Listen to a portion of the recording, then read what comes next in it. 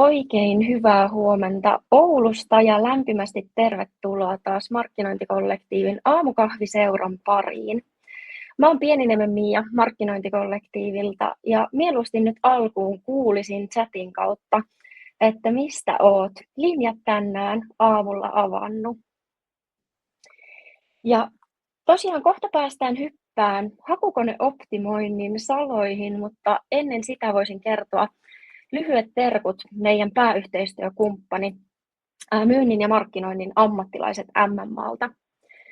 Tosiaan markkinointikollektiivin yhteisön jäsenenä saat liittymisedun ja liittymällä jäseneksi nyt koodilla kollektiivi, niin saat loppuvuoden jäsenyyden maksutta. MMAn jäseneksi kannattaa liittyä, koska jäsenyys on eräänlainen vakuutus tilanteeseen, jossa työ itsessään menettää vakauden. MMAlta saat esimerkiksi maksutonta lakineuvontaa oman alasi tuntevilta työsuhdejuristeilta. Mutta mä tosiaan laitan tästä teille chattiin lisätietoa, niin eiköhän nyt napata lavalle meidän ihana vieras Jutta Lehtinen ja mun kollega Nea, jotka pääsee siirtämään meidät kohti päivän aihetta. Niin oikein lämpimästi tervetuloa. Huomenta Jutta, oikein lämpimästi tervetuloa ja kiitos Miia aamukahviseuran starttaamisesta. Huomenta Nea, aivan mahtavan hienoa olla täällä. Ihana kun oot. Meillä on valtavan kiinnostava aihe tänään siitä, miksi SEO on yksi kysytyimmistä markkinoinnin taidoista tulevaisuudessa. Valtavan iso aihe ja tuu parsii sen meille tänään kasaan. En malta odottaa, että päästään kohta kuulemaan siitä, mutta ennen sitä haluan kuulla, että miten sun aamu on alkanut. Kiitos Nea. Tosi hyvin. Mun aamu alkoi merestä niin kuin useimmat aamut ihan ympäri vuoden aina silloin, kun täällä Suomessa olen. Eli kävin vähän tuolla reippailemassa ja meressä, joten yleensä silloin, kun aamu alkaa sieltä merestä, niin se alkaa hyvin. Ihana, voi että. Minä palelin tuolla koiralenkillä, mutta meri voisi olla myös kiva. Suhteutettuna siihen, niin ne koiralenkit ei enää ollenkaan palelluta. Totta. Täytyy testata. Otan vinkin tästä jo heti vastaan. Saatiin valtavasti ennakkokysymyksiä. Iso kiitos kaikille niistä. Jutta tulee varmasti vastaamaan esityksessä jo useampaan, mutta muistutan, että kannattaa ottaa Jutta myös verkostoon tuolla linkkarissa ja jatkaa siellä aiheesta keskustelua ja vaihtaa ajatuksia, jos sun kysymys ei tule tänään ilmi, niin Juttaan saa myöskin lähestyä ihan suoraan siellä.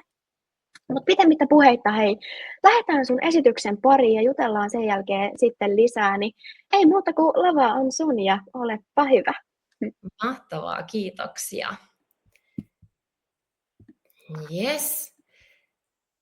Hyvä, eli tervetuloa lämpimästi, tervetuloa tosiaan munkin puolesta aamukahvittelemaan yhdessä SEOn parissa. Ja tosiaan tänään aiheena on Search Everywhere Optimization. Miksi SEO on yksi kysytyimmistä markkinoinnin taidoista tulevaisuudessa?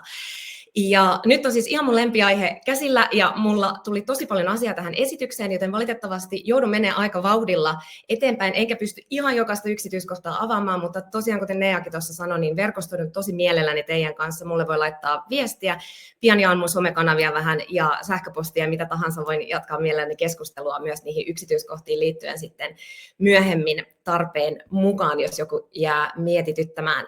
Mutta tosiaan, mennäkseni tähän aiheeseen, niin nyt varmaan ehkä moni saattoi siellä linjoilla vähän hierosta silmiä, että hetkinen, Search Everywhere Optimization, että eikös tämä akronyymi tule Search Engine Optimizationista, että mistä tässä nyt oikein puhutaan, ja tämä itse asiassa on nimenomaan nyt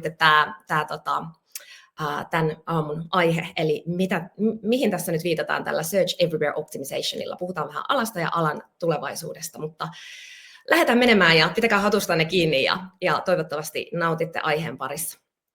Mutta ihan tähän alkuun vielä, ennen kuin mennään itse aiheeseen, niin pieni esittely, jos siellä mietit, että kuka nainen tuolla nyt horisee tuosta SEOsta ja millä natsoilla, niin ihan vähän sen minusta, eli mun nimi on tosiaan Jutta Lehtinen ja mun yritys on SEO Akatemia Oy.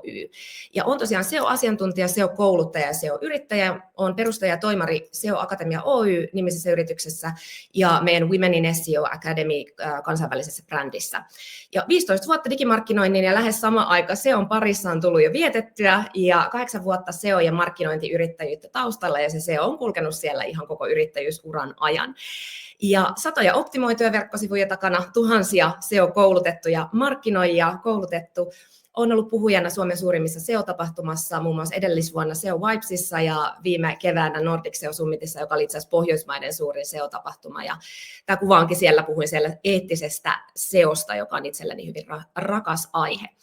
Ja SEO-akatemialla me opetetaan markkinoinnin ammattilaisia meidän 6-henkisen upean tiimin kanssa oppimaan SEO-taito ammattilaistasoisesti, kokonaisvaltaisesti, eli ei vaan mitään yksiä osa-alueita, vaan ihan kokonaisvaltaisesti ja eettisesti, sekä paketoimaan ja tuotteistamaan tämän taidon pitkäkestoisia ja konkreettisia tuloksia tuovaksi palveluksi. Ja reilusti yli 100 markkinoijaa ollaankin koulutettu ja valmennettu SEO-ammattilaisiksi, jotka nykyään sitten tarjoaa hakukoneoptimoinnin palveluita joko sivutoimisina projekteina, palkkatyön ohessa tai sitten päätoimisina yrittäjinä. Ja meidän missio on purkaa turhaa mystifiointia SEOn ympäriltä ja tehdä alaa monin tasoin ja tavoin eettisemmäksi. Ja tosiaan, kuten sanottua, tuu seuraa somessa, ollaan Instagramissa, YouTubessa itse asiassa myös tuttuja, täältä aamukahveista tuttuja vieraita ollaan YouTubessa meidän SEO Talkissa haastateltu, joten kannattaa kurkata myös siellä puolella. Ja LinkedInissä mielelläni verkostoidun ja siitä löytyy myös toi meidän saitin osoite. Mutta sukelletaan nyt vihdoinkin itse aiheeseen ja mennään vähän pientä katsausta tuohon kontekstiin, koska nyt kun me tullaan tässä esityksessä puhumaan erityisesti alan muutoksesta ja tulevaisuudesta, niin jotta me voidaan ymmärtää sitä tulevaisuutta ja muutosta, niin meidän on vähän tiedettävä sitä, että missä me ollaan nyt ja mitä kautta me ollaan ikään kuin tähän tultu. Perinteisesti hakukoneoptimointi kiinnittyy näihin perinteisiin hakukoneisiin ja niiden optimointiin, ja erityisesti tietysti Googleen, joka on käytetyin hakukone yhä edelleen ja markkinajohtaja. Ja Googlehan myöskään, että vaikka me nyt puhutaan paljon tavallaan tästä hakukäyttäytymisen muutoksesta ja haun niin sanotusta pirstaloitumisesta, niin myöskään Google ei ole pysynyt muuttumattomana entiteettinä aikojen saatossa ja muutosten mukana. Eli myös Google on muuttunut vuosien aikana todella paljon. Enää esimerkiksi hakukoneoptimoinnissa, tämä kuvakauppaus on vuodelta 2001, eli yli 20 vuotta sitten, niin me ei enää optimoida vaan näitä sinisiä linkkejä, vaan Googlen tämä hakutulosnäkymä on vuosien aikana muuntautunut hakukäyttäytymisen ja myös niiden käyttäjien tarpeiden mukaisesti vastaamaan yhä paremmin siihen, että mitä me haetaan ja minkälaisia vastauksia me halutaan saada. Eli me ollaan esimerkiksi tänne Googlen hakutuloksiin saatu lisää niin sanottuja tällaisia SERP-elementtejä, eli hakutuloksiin tulosten elementtejä, mitkä auttaa käyttäjää siinä, että me ei välttämättä tarvitse edes klikata sinne sitä sinistä linkkiä sinne sivuille asti, vaan me saadaan vastauksia myös siellä hakutuloksissa. Ja nyt viimeisen vuoden aikana, kuten varmasti kaikki teistä onkin kuullut markkinoijina ja päässyt käyttämään myös Googlessa, niin on tullut nämä AI-yhteenvedot, eli AIOt, jotka auttaa vielä entisestään sitä hakijaa saamaan vastauksia jo sieltä hakutuloksista. Ja samoin meillä on tullut nyt tämä AI-mode, eli tämä tekoälytila, mikä on täällä omana välilehtenään vielä ainakin toistaiseksi, joka on sitten enemmän tämmöinen LLM, ChatGPT-tyylinen, ellei ole vielä käyttänyt, missä saadaan sitten vielä tavallaan niin kuin, tämmöistä LLM-vastausta meidän hakuihin. Ja tämä on itse asiassa se välilehti, että mihin esimerkiksi Googlen toimari on sanonut, että haluttaisiin mennä tulevaisuudessa, että olisi se default-välilehti, että mihin käyttäjä läntää, kun se menee Googleen. Eli hakukokemus on murroksessa ja se vaatii totta kai uudistumista myös paitsi Googlelta, mutta SEOlta. Ja hakualustat ja haun teknologiat on muuttunut ja pirstoutunut nopeammin nyt viime vuosina kuin koskaan aikaisemmin. Eli se hakukäyttäytyminen ja myös käyttäjien odotukset on täysin erilaisia kuin ennen. Et me halutaan nopeita vastauksia heti, tehokkaasti. Me ei haluta klikata eteenpäin välttämättä minnekään, me halutaan keskustella.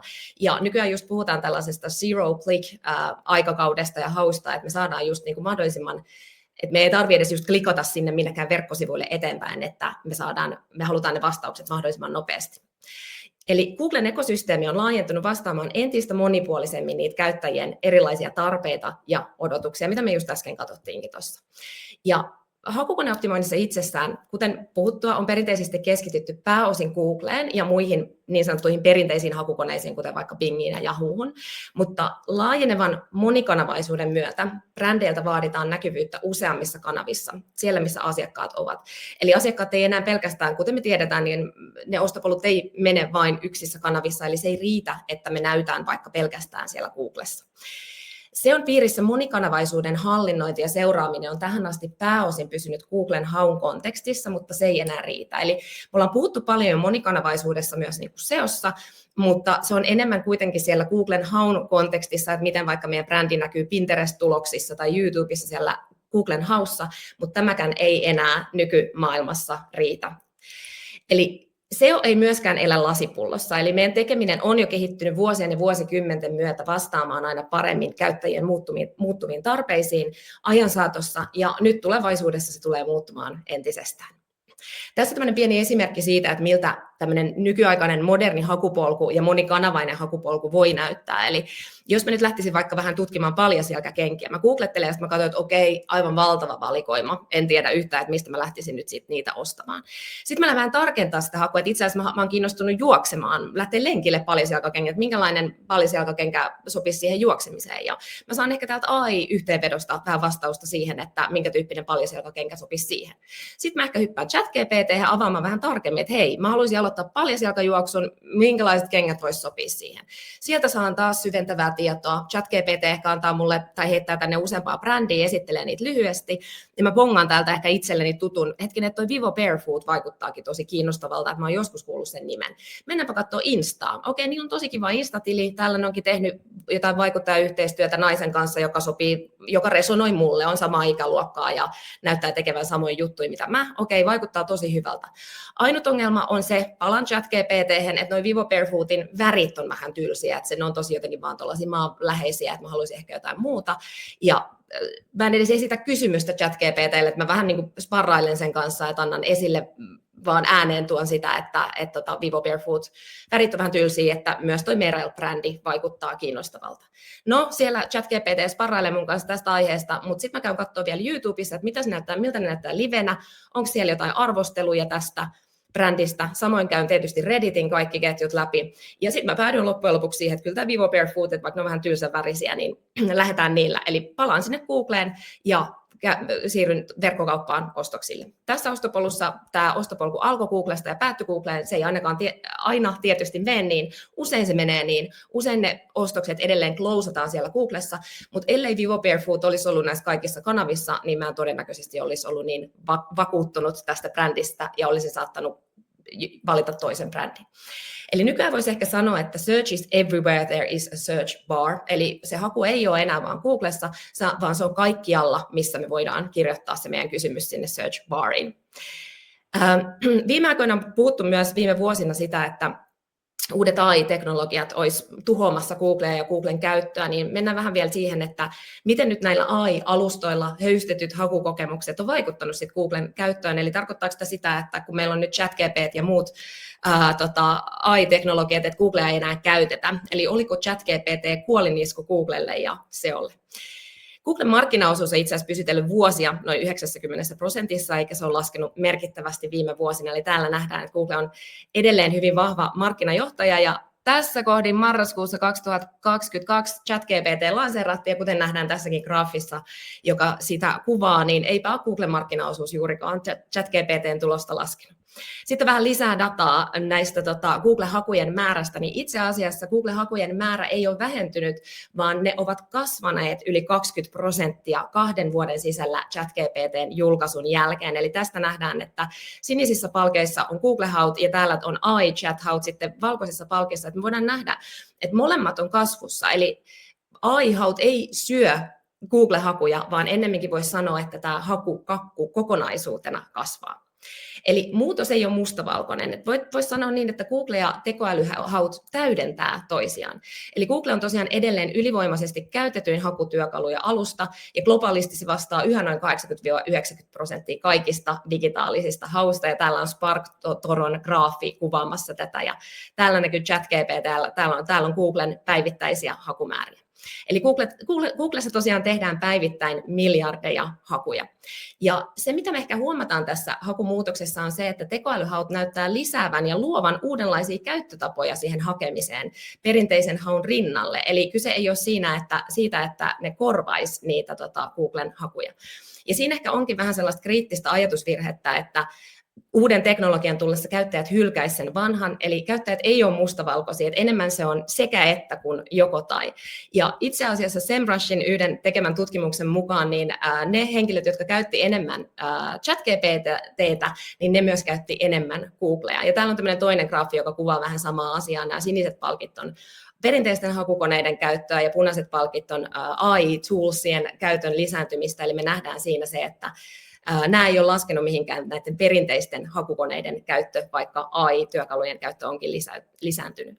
Ja yksi ehkä semmoinen pointti vielä tähän on se, että me usein ehkä saatetaan markkinoijina ja tech-alalla, kun toimitaan, niin me saatetaan vähän digikuplautua, eli ajatellaan, että muut toimii täysin samalla tavalla.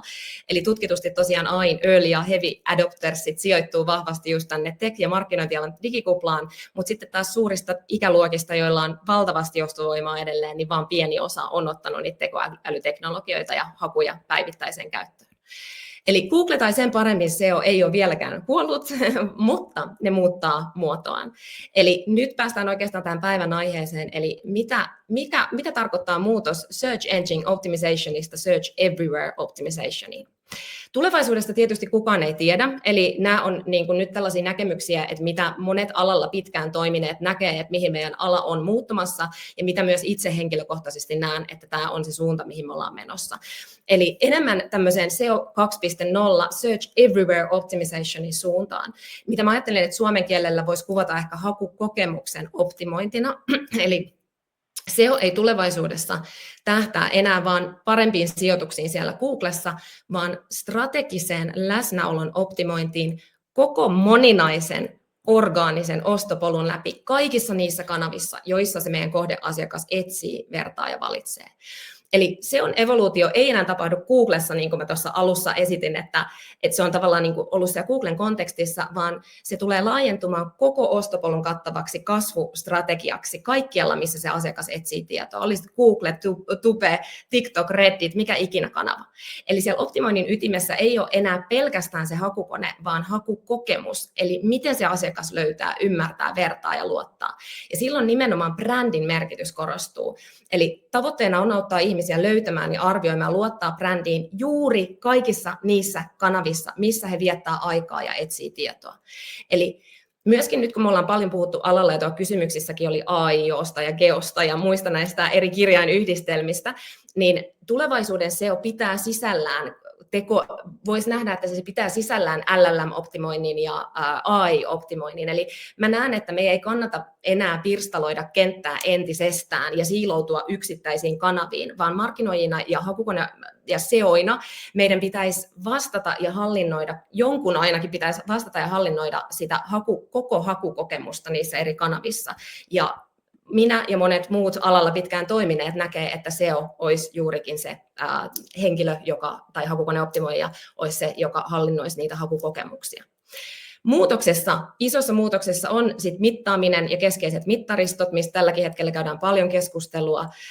Ylipäätään SEO tulee olemaan läsnä asiakaspolun jokaisessa vaiheessa, jokaisessa kanavassa. Se on tosi iso muutos, koska me ollaan nyt vaan aikaisemmin keskitytty yleensä Googleen. Ja tietysti tapa tehdä SEO-työtä, eli kun meillä on monia kanavia sisältäviä hakukokemuksia, niin me ei voida enää ruohonjuuritasolla itse tietenkään optimoida niissä kaikissa, vaan me tarvitaan enemmän yhteistyötä, tiimityötä, brändin rakennusta ja myös niitä erityisosaajia, jotka on sitten keskittynyt esimerkiksi LLM-optimointiin. Ja tässä ehkä tämmöinen yksinkertaistettu kuva siitä, että mistä me ollaan menossa ja mihin me ollaan menossa. Tietyllä tavalla kyllä jo verkkosivut ja perinteiset hakukoneet on tulevaisuudessa myös siellä työn keskiössä, mutta siellä ympärillä on paljon muitakin kanavia. Tässä oli tämmöinen taulukko, mitä me ei nyt ehditä käydä läpi, mutta hyvin paljon samaa asiaa siitä muutoksesta just tosiaan, että miten tämä on muuttunut tai mihin suuntaan ollaan muuttumassa. Ja tässä voisi vielä tämmöinen käytännön esimerkki perinteisestä SEOsta, eli aikaisemmin tosiaan perinteinen SEO on keskittynyt lähinnä täällä Googlen näihin hakutuloksiin, ja nyt esimerkiksi kun haetaan vaikka SEO-koulutusta, niin täällä SEO-akatemia on siellä ykkösenä, ja perinteisen SEOn mielessä ollaan tyytyväisiä, kun ollaan siellä orgaanisessa tulossa ykkösenä, mutta tässä tulee sitten Search Everywhere Optimization, vaade olla kaikkialla, kaikissa niissä kanavissa, missä asiakas etsii, ja täällä nyt nähdään esimerkiksi Search Everywhere Optimizationin kulmasta, katsotaan AIO tätä AI-yhteenvetoa, niin täältä AI-yhteenveto on nostanut myös SEO Akatemian Growth with SEO-koulutusohjelman SEO-koulutushakuun ja suositellut sitä. Samoin ChatGPT:ssä täytyy olla, kun kysytään, että olen markkinoija ja haluaisin oppia SEO-taidon kokonaisvaltaisesti ja SEO-ammattilaiseksi, mikä olisi paras hakukoneoptimoinnin koulutus Suomessa, niin täällä löytyy SEO Akatemian Growth with SEO. ChatGPT suosittelee. Samoin kun käyttäjä menee Instagramiin ja kohdeasiakas menee Instagramiin, hakee SEO-koulutusta, tulee brändi vastaan. Ja samoin kun haluaa opiskella YouTubesta, niin siellä ensimmäisenä tulee SEO Akatemian video, millainen SEO-koulutus sopii juuri sinulle vastaan. Ja tässäkin vaan niin kuin pieni ote niistä kanavista, että missä voidaan olla. No miksi SEO-taito on vuonna 2025 arvokkaampaa kuin koskaan ja miksi jokaisen markkinoijan tulisi osata sitä? Eli kun sä osaat kokonaisvaltaisesti SEOa nykypäivänä ja teet sitä kokonaisvaltaisesti ja eettisesti, niin niillä sä saavutat näkyvyyttä myös niissä tekoälyhauissa. Eli hyvin samat perusperiaatteet toimii myös siellä tekoälyhakujen puolella optimoinnissa. Esimerkiksi meidän asiakkaista moni alkoi nähdä heti tuloksia siellä AI:n ja ChatGPT:n puolella esimerkiksi, kun ne lanseerattiin Suomeen ihan sillä perustekemisellä. Ja SEOhan soveltuu myös hyvin tosi eri taustaisille markkinoille, tosi monenlaisesta taustaosaamisesta on hyötyä. Olit se sitten copywriter tai analytiikkaosaaja, konversio-optimointia tehnyt tai vaikka PR, niin kaikista näistä on hyötyä hakukoneoptimoinnissa, joka vaatii just tällaista hyvin monialaista osaamista. Ja tietysti sitten SEOn myötä sun strateginen osaaminen kasvaa, eli kun sä ymmärrät niitä hakukoneita, hakukäyttäytymistä, sä osaat myös hahmottaa asiakaspolkuja ja käyttäjien tarpeita kirkkaammin, hyödyntää dataa ja kirjoittaa, suunnitella verkkosivujen käytettävyyttä ja ties mitä muuta. Ja ylipäätään hakukoneoptimointia tarvitaan suuresti ja yllättävän harva markkinoija osaa sitä kokonaisvaltaisesti. Että moni tietää avainsanoista vähän jotain, sivuston latautumisajoista jotain, mutta semmoista kokonaisvaltaista ymmärrystä itse asiassa aika harvalla on, koska kyseessä on tosi monialainen ala. Ja tämä taito luo ja avaakin ihan omanlaisia mahdollisuuksia, uusia mahdollisuuksia työelämässä, edetä uralla ja erottua siellä työmarkkinoilla, kun sä oikeasti osaat sitä kokonaisvaltaisesti, etkä vaan jotain metatietoja tai linkin rakennusta tai jotain yksittäistä osa-aluetta. Eli se on kysyttyä ja arvokasta sekä se on erinomainen taito hyödyntää esimerkiksi myös vaikkapa sivubisneksenä, jos toimii markkinoinnin palkkatöissä ja merkittävienkin sivutulojen lähteenä. Ja tähän liittyen itse asiassa minulla on tulossa ihan pian webinaari, eli tämä on päivätöissä työskenteleville markkinoinnin ammattilaisille. Näin tuplaat tulosi SEO-osaamisen avulla päivätyösi ohella. Jo mahdollisesti tänä talvena. Tämä on meidän ihan huippusuosittu webinaari. Kannattaa osallistua tuosta QR-koodista ja varmaan siellä chattiinkin ehkä saa linkkiä, niin pääset osallistumaan, jos tämä aihe kiinnostaa. Sitten vielä loppuun 3 tällaista konkreettista, heti sovellettavaa SEO-vinkkiä ja muutama disclaimer jokaisen markkinoijan työhön. Nämä disclaimerit oli pakko heittää tähän, koska nämä on vähän tämmöisiä myyttejä, mitä usein alaan liittyy ja haluan ne murtaa ennen kuin mennään näihin vinkkeihin. Eli SEOssa ei valitettavasti ole pikavoittoja. Eli hakukoneoptimointi, siinä tulokset rakentuu hitaasti, se ei varmasti koskaan tule muuttumaan, mutta ne tulokset myös säilyy pitkään. Eli jos sä luulet löytäneesi pikavoiton tai joku myy sulle sellaista, niin sä oot todennäköisesti löytänyt korkeintaan purkkaratkaisun, joka ei toimi pitkään. SEO ei myöskään ole rakettitiedettä, vaikka monet ehkä haluavat sinun luulevan niin, jotka toimivat jo alalla. Meidän alalla käytetään kauheasti jargonia, mutta siitä ei kannata pelästyä. Eli SEO ei todellakaan ole rakettitiedettä, että vaikka joskus joku saattaa sen saada siltä kuulostamaan. Ja 3, niin älä ikinä kiinnity tai nojaa vaan yhteen työkaluun. Eli ennen kuin sä voit hyödyntää työkaluja tai edes tekoälyä strategisesti, sun on oikeasti taustalla osattava sitä SEOa. Eli joku yksittäinen työkalun antama liikennevalon väri tai numero ei välttämättä kerro yhtään siitä, että minkälaisia tuloksia oikeasti hakukoneoptimoinnilla on saavutettu tai pystytään saavuttamaan. Ja nyt mennään näihin vinkkeihin ja niihinkin sellainen disclaimer, että mä aika harvoin tykkään antaa mitään semmoisia tips and tricks yksittäisiä vinkkejä irrallisia, koska jos meillä ei ole peruspilarit kunnossa, niin silloin myöskään semmoisista yksittäisistä vinkkeistä ei ole mitään hyötyä. Eli mä valitsin tähän nyt 3 tavallaan semmoista hyvin ajassa kestävää peruspilaria, jotka on aina ollut merkittäviä hakukoneoptimoinnissa ja mitkä tulevaisuudessa mä uskon, että tulee edelleen olemaan. Eli content is still a king, panosta laadukkaaseen sisältöön, ja se on tosiaan yksi aivan tärkeimmistä vinkkeistä aina. Eli sen sisällön on oltava aidosti laadukasta ja palveltava aidosti sitä käyttäjää. Eli tunne se kohdeasiakas, puhuttele häntä ja vastaa niihin kysymyksiin ja siihen, että mikä siellä on sen haun niin sanottu intentio, eli miksi sitä hakua on tehty. Ja kirjoita sisällöissä tai osoita sisällöissä asiantuntemusta, kokemusta, luotettavuutta ja käytä luotettavia lähteitä ja mahdollisimman rikasta kieltä. Ja tarjoa mahdollisimman sujuva ja uniikki käyttökokemus. Ja muista, että tee ne sisällöt aina käyttäjälle eikä sille hakupotille. Toinen tärkeä asia on se, että vaikka meillä olisi timanttiset sisällöt, mutta jos sivusto ei toimi, tai esimerkiksi Google ei pysty käymään, tai hakupotit ei pysty käymään sitä sivustoa läpi, niin niistä timanttisistakaan sisällöistä ei ole mitään hyötyä. Eli varmista, että se sivusto toimii myös teknisesti, ja jos sä et pysty itse varmistaa sitä, niin pyydä vaikka kehittäjä tai verkkosivutoteuttaja varmistaa se. Eli sen sivuston on oltava löydettävissä ja läpikäytävissä sekä käyttäjien että hakupottien osalta. Ja myös tällainen selkeä arkkitehtuuri, että sulla on palvelut omilla sivuillaan, nopea latautumisaika ja mobiilitoimivuus, niin ne on ihan sellaisia perusjuttuja, mitkä täytyy olla kunnossa.